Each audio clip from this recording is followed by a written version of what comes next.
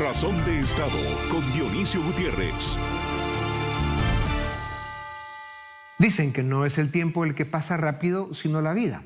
Por eso, haríamos bien los seres humanos en dedicar tiempo consciente a identificar las dimensiones de la vida a las que debemos poner más atención para alcanzar esa quimera que se puede resumir en ser razonablemente feliz.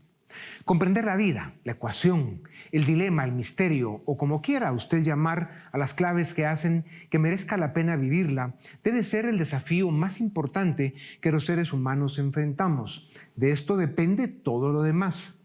Se supone que los humanos somos una especie en constante evolución, aunque a veces sintamos que estamos retrocediendo. Lo que sí es cierto es que nos cuesta aprender de la experiencia de otros y tropezamos varias veces con la misma piedra. Somos una especie un poco distraída, a veces necia y con frecuencia egoísta. Por eso toca seguir evolucionando. Uno de los maestros de estas artes dice que en la vida hay 4 dimensiones a las que debemos dedicar tiempo, dar prioridad y hacer parte de nuestra rutina de vida. La primera, la dimensión espiritual, creer en algo y respetar ciertos valores. La segunda es la familia, como sea que esté formada, pero que usted se sienta en familia y cuente con ella. La tercera dimensión son los amigos, su vida social y lo que le da sentido de comunidad y pertenencia. Y la cuarta dimensión es su propósito de vida, su profesión, su vocación, a lo que se dedica para vivir y para realizarse como un ser humano que es parte de un esfuerzo colectivo. No importa qué tanto nos cueste vivir, llegar al final de cada día. El consejo más sabio que he escuchado es que cuando la vida se complica y se pone cuesta arriba, hay que afirmar, confesar que a pesar de todo, la vida es la única oportunidad que tenemos para ser razonablemente felices y hay que intentarlo. No se llega a la felicidad sin la tristeza ni a la madurez espiritual sin sacrificio. Así es, por eso sigamos evolucionando y motivemos a que cada generación aprenda de los viejos además de sus propias experiencias. Sería ideal que lo hagamos un poco más rápido y no perdamos de vista que la vida pasa rápido. Si queremos ser razonablemente felices, viendo los resultados, conviene seguir aquel consejo de Sócrates: conócete a ti mismo y conocerás el universo y a los dioses.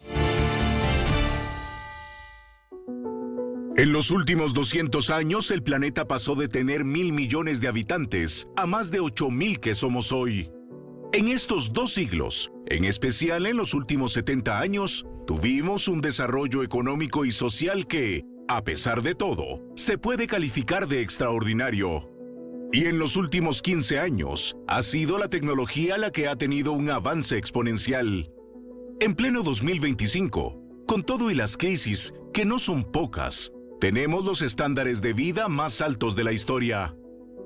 El ser humano promedio de nuestros días goza de muchas más comodidades que los reyes de la antigüedad o la Edad Media. Los electrodomésticos y dispositivos modernos, la capacidad de recorrer grandes distancias en poco tiempo y la amplia variedad de bienes y servicios a los que tenemos acceso facilitan la vida diaria. Sin embargo, el progreso material e incluso académico no ha estado acompañado de la evolución emocional y espiritual suficiente y necesaria. Y por eso, en este mundo moderno lleno de distracciones superficiales y expectativas falsas, demasiadas personas se sienten incapaces de afrontar los desafíos que la vida trae y caen en trastornos psicológicos, adicciones y otras trampas para evadir la realidad. Entre adultos y adolescentes superan los 600 millones con trastornos de ansiedad y depresión, especialmente en los países ricos. Esto es el 7.5% de la población y está aumentando. Se calcula que 300 millones de personas consumen drogas, un 20% más que hace una década, y sigue aumentando. Cada 43 segundos ocurre un suicidio en el mundo, aunque muchos más lo intentan, y es la tercera causa de muerte entre jóvenes de 15 a 29 años. Y se registran 2.6 millones de muertes anuales relacionadas con el consumo de alcohol. A lo anterior, se suma hoy la adicción a las redes sociales. Pasamos 6 horas del día o más frente a las pantallas, desconectados de las relaciones personales y de la realidad. Estos datos demuestran y confirman que el ser humano necesita construir un ancla emocional y espiritual que le permita funcionar en este mundo complejo lleno de desafíos. Diversos estudios señalan que las personas religiosas y o espirituales gozan de mejor salud. Son capaces de ser parte de comunidades que les apoyan en tiempos difíciles y desarrollan resiliencia para afrontar pérdidas materiales o afectivas. El ser humano necesita de una comunidad de personas cercanas con las cuales compartir alegrías, tristezas, éxitos y fracasos. La familia, la iglesia o los amigos son esa comunidad a la que podemos recurrir. Después de las dimensiones espiritual, familiar y amigos de verdad, está el propósito de vida, nuestra ocupación, carrera o profesión, desde la cual logramos el sustento, pero también formamos parte de un equipo y de un proyecto. Variadas investigaciones demuestran que quienes practican la generosidad, la solidaridad y la empatía en las 4 dimensiones de la vida y ayudan a quienes lo necesitan, alcanzan mayores niveles de bienestar. El mundo vive un ciclo de inestabilidad e incertidumbre. A las generaciones actuales nos tocará enfrentar situaciones difíciles y posiblemente similares a las que vivió la llamada generación silenciosa hace 100 años. Como en aquellos días nuestros antepasados lo hicieron, nosotros tendremos que armarnos de valor y trabajar duro para salir adelante y para dejar un mejor presente a las futuras generaciones. No es el tiempo el que pasa rápido, sino la vida. Por eso, haríamos bien los seres humanos en dedicar tiempo consciente a identificar cuáles son las dimensiones del diario vivir a las que debemos poner atención para alcanzar esa quimera que se puede resumir con ser razonablemente feliz. Para conversar sobre la vida y la ecuación, el dilema, el acertijo, el misterio, como quiera usted llamar a las claves que hagan que merezca la pena vivirla, tengo el gusto de presentarles a Juan Ignacio Ardón, psicólogo clínico con maestría en filosofía objetivista. Es catedrático universitario, reconocido con medalla de profesor destacado y es fundador y director del Centro de Psicología Think. Juan Ignacio, bienvenido a Razón de Estado. Si tuviéramos que resumir en 4 o 5 áreas o dimensiones que son las que dan balance y estabilidad a la vida, ¿cuáles serían? Número 1, la salud, que tiene que ver con el dedo pulgar, lo más importante, ¿no? Salud, que vamos a decir estamos bien, estamos mal. El índice que nos podría indicar, es decir, el tema de cómo funciona nuestra mente, hacia dónde vamos, el propósito de vida que podamos tener, el sentido de vida. Número 3, podríamos hablar de el código ético, es decir, cómo discriminamos nosotros qué es correcto y qué no para nuestra vida. 4, el aspecto de relaciones interpersonales, nuestra pareja, el matrimonio. Y número 5, todo el área del arte, lo que nos vamos a entretener, lo que vamos a tener para recreativo. En esas 5 áreas podemos resumir. Hombre, potente. ¿Cuáles son las 3 o 4 disfunciones más graves que viven hoy las sociedades? ¿Qué las han causado y cómo se corrigen? Podríamos hablar de factores de ansiedad, mucha ansiedad. ¿Y la ansiedad qué significa? Rápidamente significa un miedo constante a lo que pueda pasar. Pero esa ansiedad remite a cada vez la menos confianza en la capacidad que uno tiene de resolver conflictos. Dependemos muchísimo, o creemos que dependemos muchísimo de otras personas para resolver los conflictos de nuestra vida. Yo creo que hay una despersonalización de una capacidad individual de manejar nuestra vida. Y eso lleva a otros tipos de conflictos que no nos permiten entonces enfocarnos en sí mismos y crecer y entonces ayudar a crecer al resto de personas. Ya. El crecimiento personal se debe abordar desde varias perspectivas y tiene ciertas condiciones. ¿Cuáles son los principios o condiciones esenciales que permiten un desarrollo integral y cómo se mantiene el equilibrio entre ellos? Primero que nada, obviamente, desde el punto de vista razonable, como bien decía en la introducción, desde el punto de vista razonable, el saber enfocarse en ocuparse de uno para intentar alcanzar lo más posible su propósito y su meta de ser feliz. Siempre entendiendo las relaciones interpersonales como el factor secundario, pero crucial para nuestra vida. E hice énfasis y hago énfasis muchísimo en entender cómo revisar cómo uno identifica qué va a ser bueno, saludable, correcto para la vida de uno.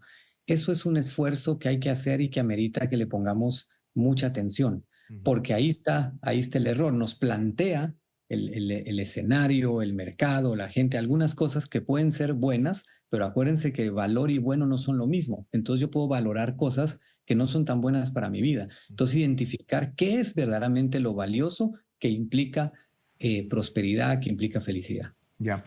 Gestionar nuestras emociones es un reto constante. Hacerlo mal tiene consecuencias graves. ¿Cómo se logra? ¿Es con inteligencia emocional, prueba y error? Sí, el factor principal de inteligencia emocional, y me gusta poner el término también que a veces está un poco mal entendido, que es la racionalidad. Eso no significa ausencia de emociones, es inteligencia emocional. ¿Qué significa eso? El principio principal para obtener inteligencia emocional es saber que las emociones no son fuente de conocimiento. ¿Eso qué significa? Que hay que vivirlas, hay que sentirlas, pero nunca caer en la trampa de guiarse por ellas, sino que uno debe guiarse por el juicio correcto.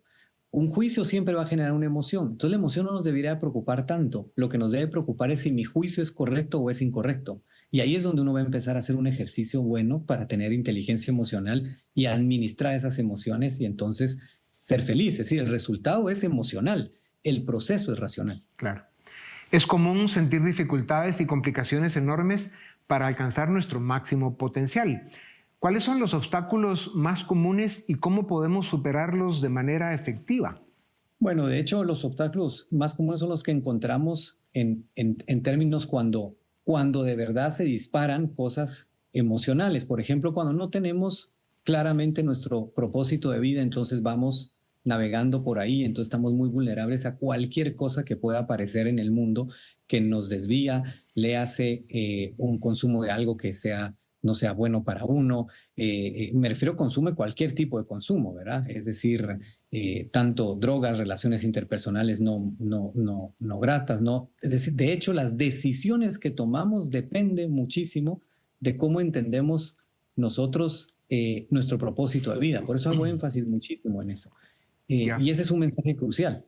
Los eventos traumáticos, que es otra dimensión compleja de la vida, la violencia, las guerras, la pérdida de un hijo, el divorcio, marca la vida de las personas, que son los eventos, digamos, no tan comunes o que van en contra de la naturaleza de la vida, que los viejos van muriendo primero. ¿Cómo se convierte una experiencia difícil en una oportunidad de crecimiento y transformación personal?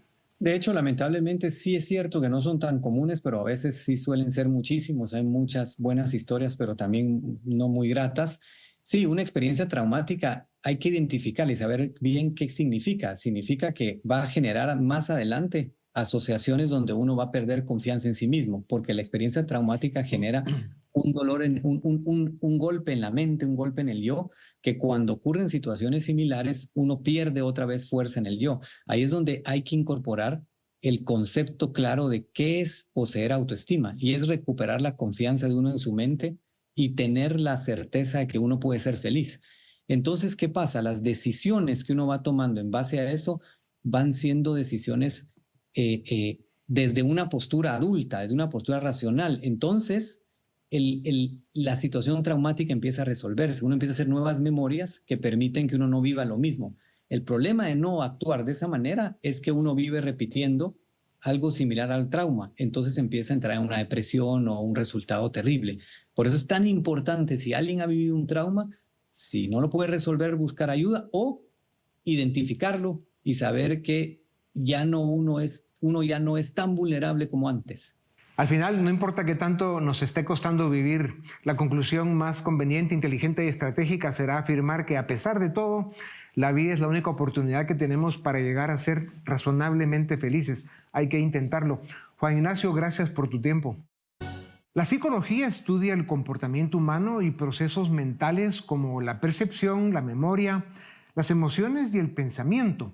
Utiliza métodos científicos para formular hipótesis, hacer experimentos y validar teorías. Sin embargo, como todas las ciencias humanas, la psicología también es inexacta y subjetiva, en especial porque se presta, con querer o sin querer, para manipular emociones y perseguir agendas que no siempre resultan en beneficio para quienes lo buscan. Esto, claro está, no niega el apoyo que la psicología ha brindado a quienes han sabido interactuar con esta ciencia que casi siempre es arte, que trata de lo que suman y restan la cabeza y el corazón. Para conversar sobre la complejidad y los desafíos que presenta la loca de la casa, como le dicen en India a la cabeza, les presento a Gabriela Morales de Sanz, psicóloga clínica.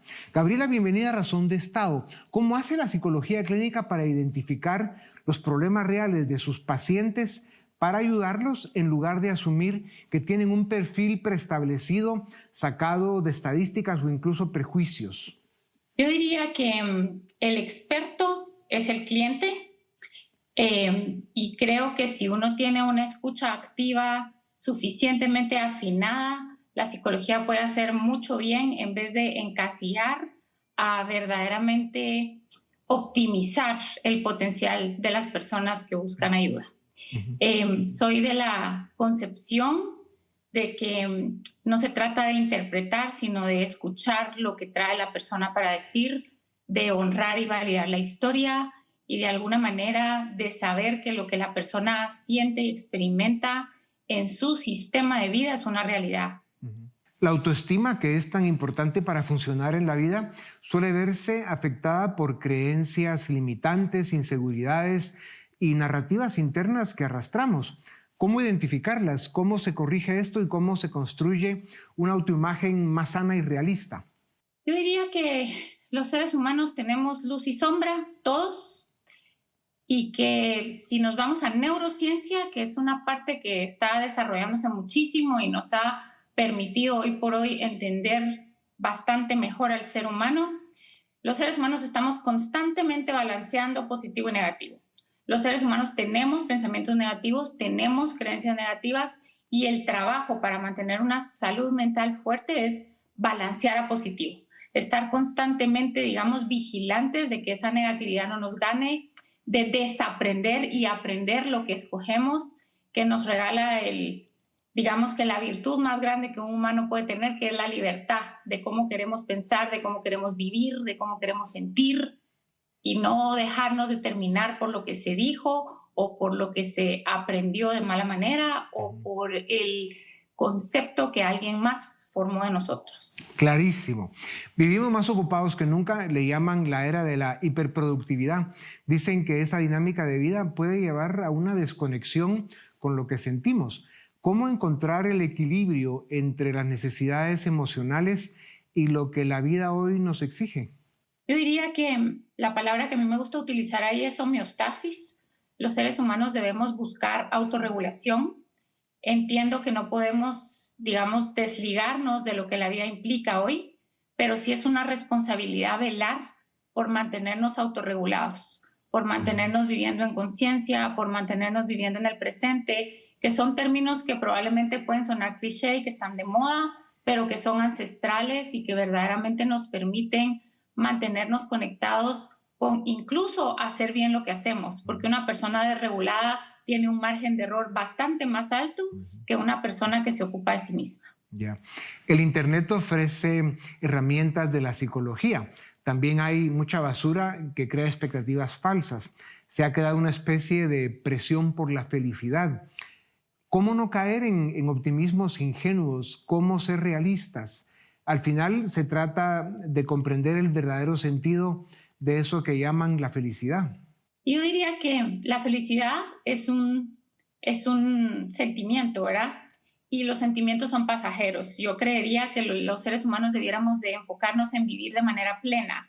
La plenitud es sostenible, la serenidad es sostenible, la paz es sostenible, y creería que estoy de acuerdo. Hay una psicología que ha querido vendernos la idea de que ser felices de manera permanente es lo que determina la salud mental. La salud mental está determinada por tener la capacidad de manejar conflicto, sostener emociones difíciles y resolver, tener la capacidad de sentarnos con nosotros mismos a la hora de enmiendas, tener la capacidad de reconocer errores, culpa y vergüenza. Así que yo creo que si nosotros queremos verdaderamente tener un concepto adecuado de salud mental, tenemos que tener mucha claridad de que incluye los sentimientos que son gratos para el humano, tanto como los que son difíciles de manejar. Está claro que ser empáticos, ayudar a la gente y ser solidarios es una buena inversión para uno mismo. Nos ayuda a sentirnos mejor. ¿Cómo se cultivan y cómo se administran estas virtudes para mantener un equilibrio adecuado? Dicho de otra forma, hay tanto vivo en este mundo que ¿cómo evitamos que otros se aprovechen de tu nobleza? Creo que el sistema de límites es importante, pero el sistema de límites es el resultado de un buen autoconcepto, un buen nivel de autoestima y la claridad de qué permitimos y de cómo dejamos que nos traten, ¿verdad? Eso es una de las cosas importantes. Y la otra cosa es que yo creo que en la velocidad en que vivimos y en el estrés no regulado, la amabilidad y la empatía se pierden. Hemos perdido comunidad y creo que es bien importante retomarla. Y regresar a ser amables con nosotros mismos es el primer paso para ser amables con otros. El autoconocimiento se ha convertido en un valor central en el desarrollo personal, pero muchas veces se confunde con una introspección sin dirección. ¿Cómo diferenciar un verdadero proceso de autodescubrimiento de una simple autoevaluación superficial? Yo diría, el autoconocimiento es un superpoder. Creo que toma tiempo, creo que toma valentía, creo que toma inversión de energía y de recursos personales, porque al final de cuentas nosotros somos producto de nuestra genética, de nuestra historia, de nuestras experiencias personales, de nuestro temperamento, que es como el color de los ojos y viene acompañándonos desde el momento que estamos en vientre, y el resultado es lo que de alguna manera se manifiesta, ¿verdad? Creería que nosotros no debiéramos de definirnos de ninguna manera, sino estar constantemente curiosos de quién somos y en quién nos queremos convertir. La trascendencia debiera de ser la virtud permanentemente en movimiento para no dejar de crecer y para que no nos limite la posibilidad de ser como un trabajo en progreso constante. Para terminar, Gabriela, si tuvieras que recomendar 3 prácticas esenciales en 3 palabras para fortalecer la inteligencia emocional y mejorar nuestra relación con nosotros mismos y con los demás, ¿cuáles serían? Yo diría, la número 1 es que hay que tener un lenguaje de sentimientos. Creo que esa es imprescindible. Tenemos que poder hablar desde lo que sentimos. La número 2, creería yo que probablemente sí es autoconocernos y autorregularnos. Una va de la mano de la otra. Y la número 3 es tener un testigo. Tenemos definitivamente la necesidad de acompañarnos en el proceso de conocernos mejor, de ser mejores personas. Yo siempre pongo este ejemplo, ¿verdad? Y digo que los deportistas que llegan a las Olimpiadas siempre tienen un coach, que es un ojo externo, que está viendo permanentemente qué es lo que se puede mejorar. Y si los seres humanos nos diéramos ese permiso, imagínese a dónde podríamos llegar. Así es. Está en la naturaleza humana que cada generación debe aprender de sus propias experiencias. La vida pasa rápido y viendo los resultados queda claro que conviene seguir el consejo de Sócrates: conócete a ti mismo y conocerás el universo y a los dioses. Gabriela, muchas gracias por tu tiempo. A ustedes también gracias por acompañarnos una vez más. Esto es Razón de Estado.